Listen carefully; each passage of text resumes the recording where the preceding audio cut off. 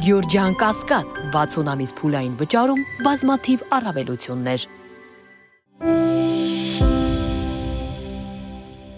ՕՀՄ նույն ինքը օպերատիվ հետախուզական միջոցառումներ, նույն ինքը գաղտնալսում, գաղտնի տեսահսկում եւ դիտարկում։ Այս ամենը սովորաբար կիրառվում է ծանր հանցագործությունները կանխելու կամ բացահայտելու համար։ Կառավարության նախաձեռնությամբ սակայն ներկայացվել է օրենքի նախագիծ, որը հնարավորություն է տալիս տեխնիկական բոլոր այս միջոցները կիրառել միջին եւ թեթև հանցագործությունները կանխելու կամ բացահայտելու համար, եթե դրանք ունեն կոռուպցիոն բնույթ։ Այսինքն, եթե նույնիսկ դուք պլանավորում եք ինչ-որ մեկին նույնիսկ 5,000 դրամ կաշառք փոխանցել, կարող եք գաղտնալսվել կամ տեսահսկվել իրավապահների կողմից։ Իրավապաշտպանների կարծիքով սա հակասում է մարդու իրավունքների միջազգային նորմերին։ Ունենք արձանագրված ստանդարտներ, որոնք ասում են, որ այս կարգի միջամտությունը գաղտնալսումները անձի անձնական տարածություն ներխուժելը պետք է արդարացված լինի եւ այդ արդարացվածության չափը արդեն իսկ նշվել է, որ պետք է բացառիկ դեպքերում լինի, երբ որ խոսքը վերաբերվում է ծանր եւ առանձնապես ծանր հանցանքներին։ Խնդիրն այն է, որ օպերատիվ հետախուզական գործողությունների հետևանքով առաջին հերթին տուժում է անձի մասնավոր կյանքի իրավունքը եւ դա պետք է արդարացված լինի, իսկ վերջում հնարավոր է պարզվի, որ նա ոչնչում էլ մեղավոր չէ եւ մարդու ինտիմ գաղտնիքները հայտնվեն երրորդ անձանց ձեռքին։ Ես էլ առաջարկում եմ, եկեք բոլոր պաշտոնատար անձանց վրա 24/7 ռեժիմով տեսանկարահանող սարք դնենք, օրինակ հանրությունը կարողանա 24/7 ռեժիմով վերահսկել բարձրաստիճան պաշտոնատար անձանց, որ իրանք հանկարծ կոռուպցիոն գործարքների մեջ ներգրաված չլինեն։ Հարցը միայն մարդկանց անձնական կյանքի իրավունքը չէ, իրավապահների ռեսուրսները բավականին սահմանափակ են, ծանր հանցագործությունների թիվն էլ երկրում շարունակում է բարձր մնալ, հետևաբար եղած ուժերը ճիշտ բաշխելու խնդիր կա։ Պետք է իրանք տաղանջատեն ծանր, առանձնապես ծանր դրամել օրենքներ այդ տրամաբանությամբ, այդ ՕՀՄ-ն անցկացնելու թույլտվություն տալի։ Հիմա մեր դեպքում արդեն ցես դրել են կոպիտ ասած ռեսուրսները աննպատակային օգտագործում, դրա համար հանցագործության բացահայտումը նվազել է։ Այսինքն օպերատիվ հետախուզական միջոցառումների համար միայն անհրաժեշտ քանակի տեխնիկան բավարար չէ, պետք են համապատասխան մասնագետներ քննության, հետո էլ դատաքննության համար անհրաժեշտ ապացույցները ֆիլտրելու համար։ 24 ժամ իրանք պետք է խոսքի դնեն ձայնագրությունն է եւ այլ այդ ամեն ինչը իրականացնեն, վերջում նոր իրանք արդեն մշակին հասկանան։ Ճիշտ ու սխալը որն է, որ մատերիալն է իրանք պետք, որն է իրանք համար գործի համար նշանակություն ունեցող։ Իրավապաշտպանների կարծիքով միջին եւ թեթև կոռուպցիոն հանցագործությունները կանխելու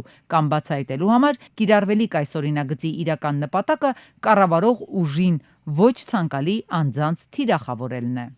2026-ին հնարավոր է լինելու էլեկտրամոբիլներ ներկրել առանց վճարելու ավելացված արժեքի հարկը։ Խոսքը 15,000 ավտոմեքենայի մասին է։ Այս ցանկին ավելացվել են նաև էլեկտրական շարժիչներով բեռնատարները։ Ավելացրած արժեքի հարկի չվճարման պայմանից օգտվելու համար կար օրենքով սահմանված պայման, այն է մեքենան պետք է լինի առավելագույնը 2 տարվա արտադրության։ Սակայն հաշվի առնելով բազմաթիվ դիմումները, կառավարությունը սահմանել է, որ այս կանոնը գործելու է 2026-ի փետրվարի 1-ից, իսկ մինչև այդ հնարավոր է ներկրել ավելի հին արտադրության էլեկտրամոբիլներ եւ չվճարել ավելացված արժեքի հարկը։ Այս փոփոխությունը կիրառվել է, որպեսզի նրանք, ում պատվերը դեռ ճանապարհին է, հասցնեն մաքսազերծել հին արտադրության մեքենան։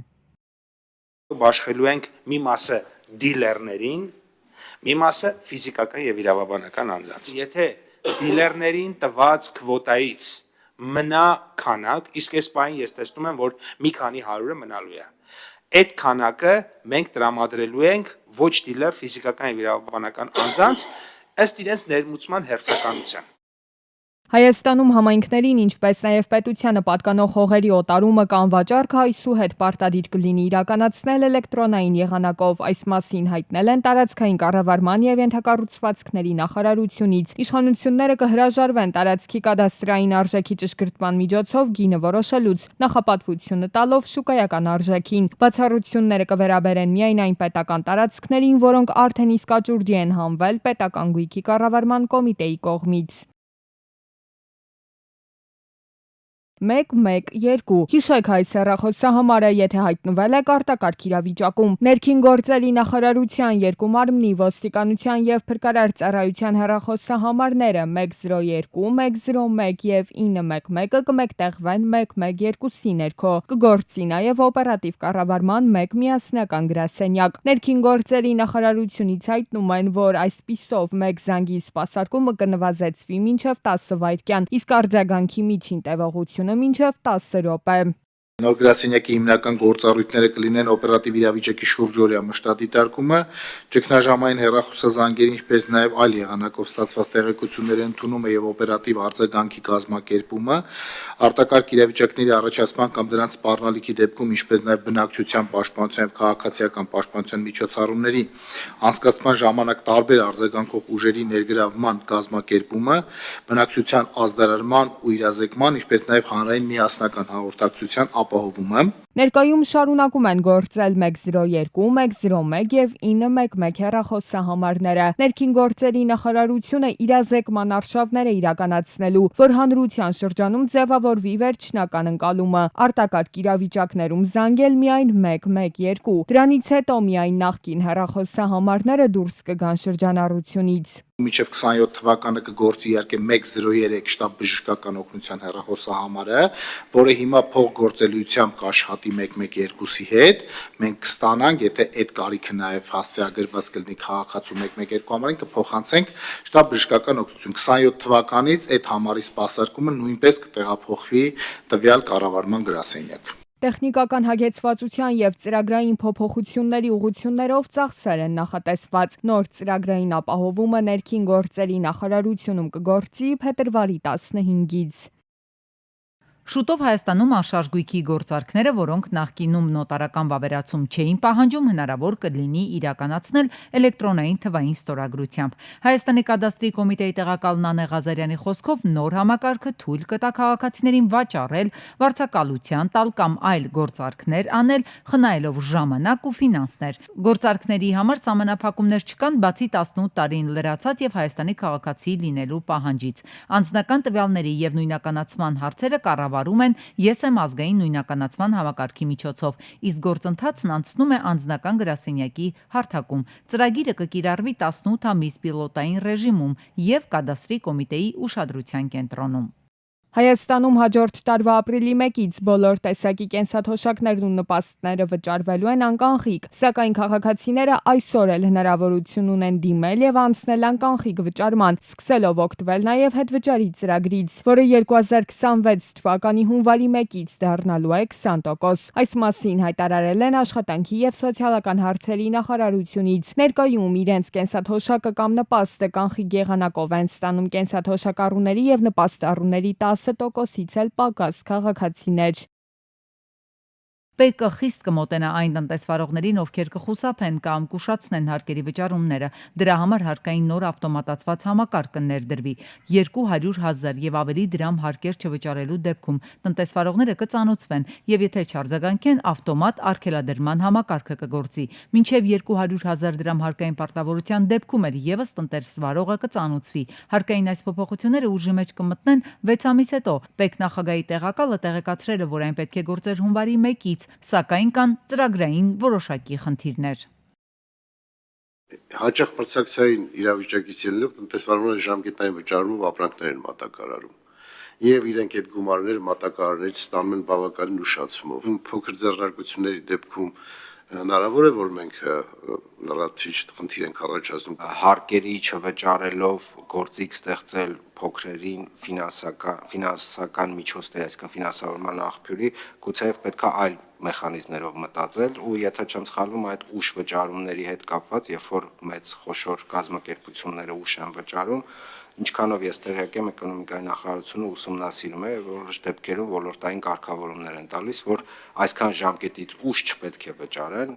Ընտանիքում ծնված երրորդ եւ հաջորդ յուրաքանչյուր երեխային տրվող աջակցությունը պաշտոնապես դարձնել պետական նպաստ։ Այսպիսի առաջարկ է քննարկվել Ազգային ժողովի աշխատանքի եւ սոցիալական հարցերի մշտական հանձնաժողովում։ Նաեւ առաջարկում է ծննդյան միանվագ նպաստի չափերը համահարթեցնել։ Մինչ այժմ առաջին եւ երկրորդ երեխայի համար տրվող 300,000, երրորդ եւ չորրորդ երեխայի համար 1 միլիոն, 5-րդ եւ հաջորդների համար 1.5 միլիոն դրամի փոխարեն բոլոր երեխաների համար սահմանել 500,000 դրամ։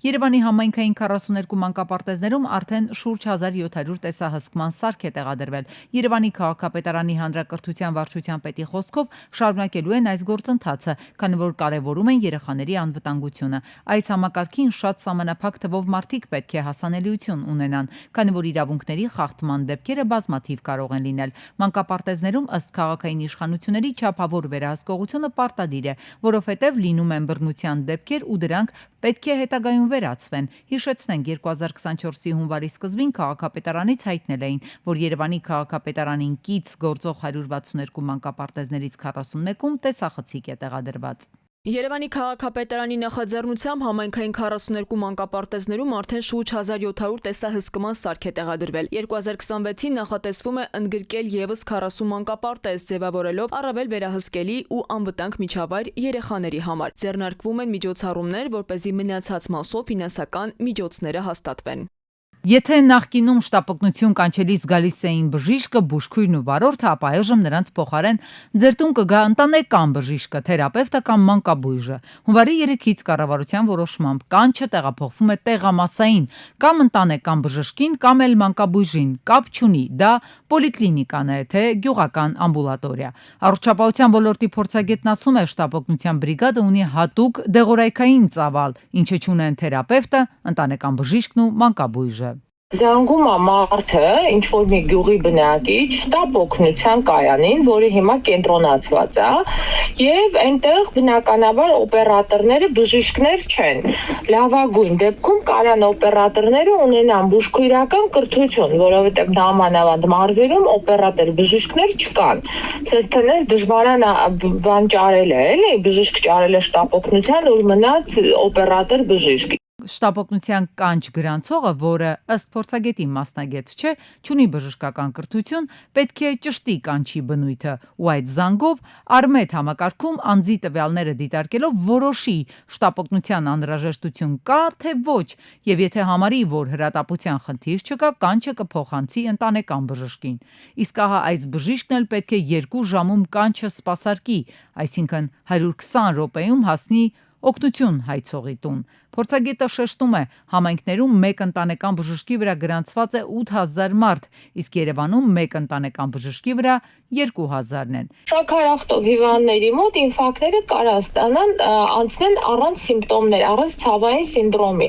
Այսինքն մարդը կարող զանգի, ասի թեթև շնչահեղձ է մրելում, բան, շաքար ունեմ, ասեն դե լավ, դե շաքարն է, ուտել մենք բաց թողնենք, լուրջ ախտորոշում, օրինակ սրտամկանի ինֆարկտը։ Խոսքը վերաբերում է այն դեպքերին, որոնք չեն համարվում կյանքին անմիջական վտանգ սպառնացող։ Մինչև 38.5 աստիճան ջերմություն, հարբուխ, ռինիտ, տոնզիլիտ, ինչպես նաև առանց կլինիկական արտահայտված ախտանիշների զարկերակային ճնշում 140-90-ից բարձր։ Նոր կարգով առաջնային պահպանման համակարգին են փոխանցվելու նաև քրոնիկական հոդացավերով եւ մկանացավերով հիվանդների կանչերը, քրոնիկական ալկոհոլիզմով կամ այլ քրոնիկական հիվանդություններով անձանց նույն օրվա կրկնակի կանչերը, առանց սրացման, ինչպես նաև նորագոյացություններով հիվանդների կրկնակի կանչերը, եթե նոր ախտանիշներ ի հայտ չեն եկել։ Մանկաբույժը մի քանի ժամ ծանրաբեռնված աշխատելուց հետո ուղղակի չի հասցնելու սկսել գնալ տնային այցերի, կանչերի, պիտի ֆիզիկապես վիճակի լինի,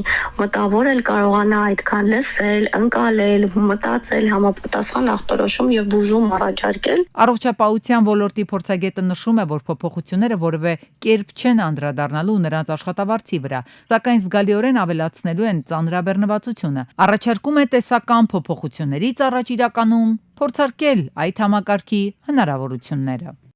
Հայաստանը երրորդ տեղում է Ադրբեջանից ու Թուրքիայից հետո Եվրախորհրդում, որ ոլորտում զարմացած կհարցնեն շատերը։ տնտեսական, գուցե սոցիալական, կրթության, ոչ քրեական հետապնդման ենթարկվող լրագրողների թվով։ Եվրոպայի խորհրդի լրագրողների անվտանգության հարթակը ահազանգել է Հայաստանում լրագրողների եւ կալանավորման մասին եւ պահանջել պարզաբանումներ։ Երբ որ ասում ենք, որ Հայաստանը գնում է դեպի ավտորիտար կառավարման համակարգ, ասում են, այդ դեպքում դուք ինչպես եք խոսում։ Մասնագետների կարծիքով Հայաստանը խոսքի ազատության նկատմամբ իշխող ուժերի վերաբերմունքի տեսանկյունից սկսում է նմանվել Թուրքիային, որը մի կողմից ներկայանում է որպես դասական ժողովրդավարություն, մյուս կողմից ներսում կիրառում մամուլի ակնհայտ սահմանափակումներ։ Ձևականորեն թույլ է տրվում խոսքի ազատություն, բայց մինչև այն պահը, երբ որ այդ խոսքի ազատությունը իշխանության համար կստեղծի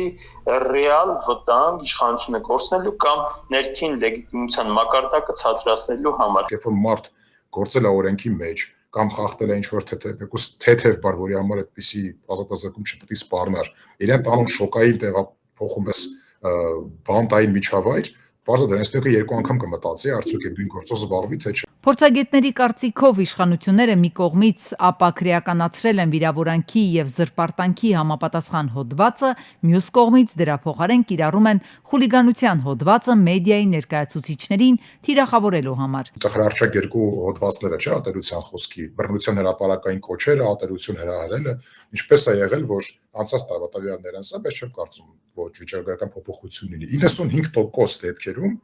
այդ մեղադրանքով գործերի